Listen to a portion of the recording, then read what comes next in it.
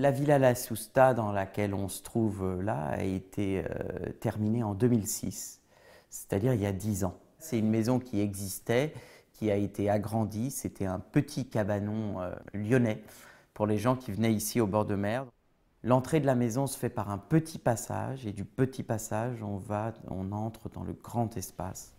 On a construit autour de cette maison en ajoutant un point pivot qui est la cheminée.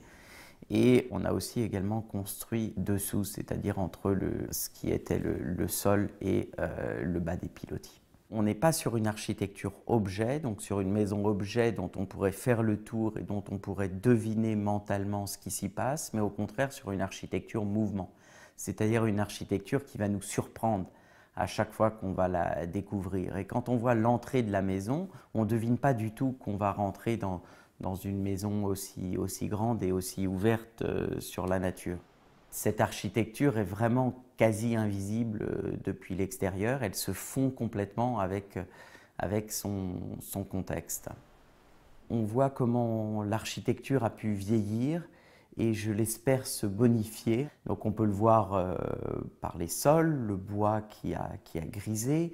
On peut le voir également par la végétation qui s'est transformée avec le mur végétal au niveau du jardin.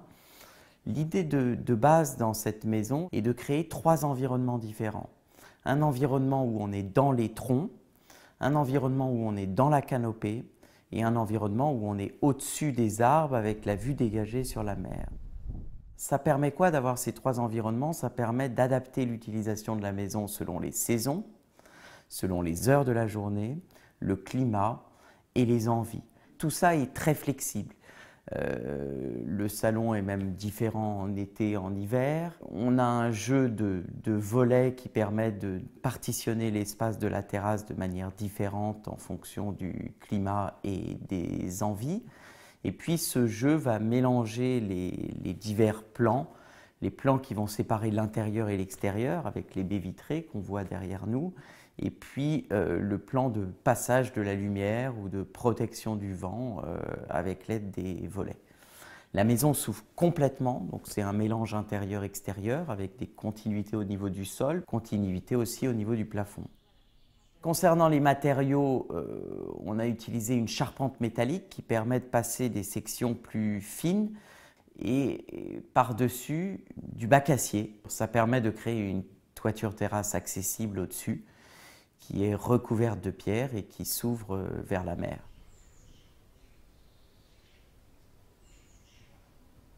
La Villa J, elle a été terminée il y a un petit peu moins d'1 an. La question, c'était d'ajouter un spa à une villa de type moderniste, donc avec une architecture un petit peu particulière, avec ces grands bandeaux en béton. Et lors de la première visite, 2 choses m'ont marqué. Évidemment, c'est cette architecture extérieure et c'était comment on allait inscrire dans le temps quelque chose de différent, comment jouer avec cette période. L'autre point important, c'est que cette maison a une très belle vue sur la mer, mais pas uniquement, puisqu'il y a cette montagne et de l'autre côté un bout de plaine que j'ai tout de suite trouvé magnifique.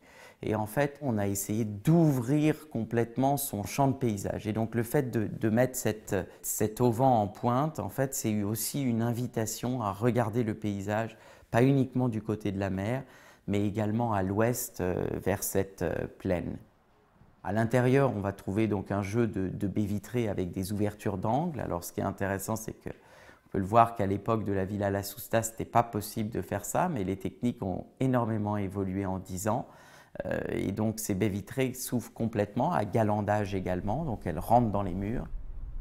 Le spa, lui, est mis en contrebas. Pourquoi il est en contrebas? C'est de manière à éviter d'avoir dans les yeux les garde-corps. On peut manger en partie haute et on a comme ça la vue dégagée vers la mer avec un jeu de terrasse qui permet aussi de masquer et de régler techniquement la problématique de la couverture. À l'intérieur, on a ouvert le mur entre la cuisine et le salon, donc la lumière circule mieux.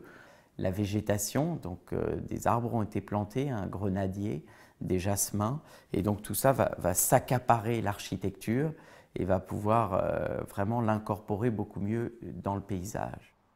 J'ai parlé de la continuité et de la rupture de cette architecture moderniste, rupture avec cet auvent, cette casquette qui vient transpercer son architecture et en même temps ouvrir la vue du côté ouest, et continuité puisqu'on a joué avec les murs en pierre existantes, on a réussi à retrouver grosso modo la même pierre, et donc en fait alors qu'il y avait un mur, on a rajouté 2 murs verticaux qui écrivent l'architecture. Cette maison était principalement horizontale. On a décidé de rajouter quelques verticales pour rééquilibrer et peut-être diminuer un petit peu le poids de la masse créée par le spa. Donc on va retrouver cette idée de contraste, ouverture des paysages, pouvoir, même si on est sur un espace plus petit, pouvoir vivre divers types d'environnements, diverses vues, diverses sensations.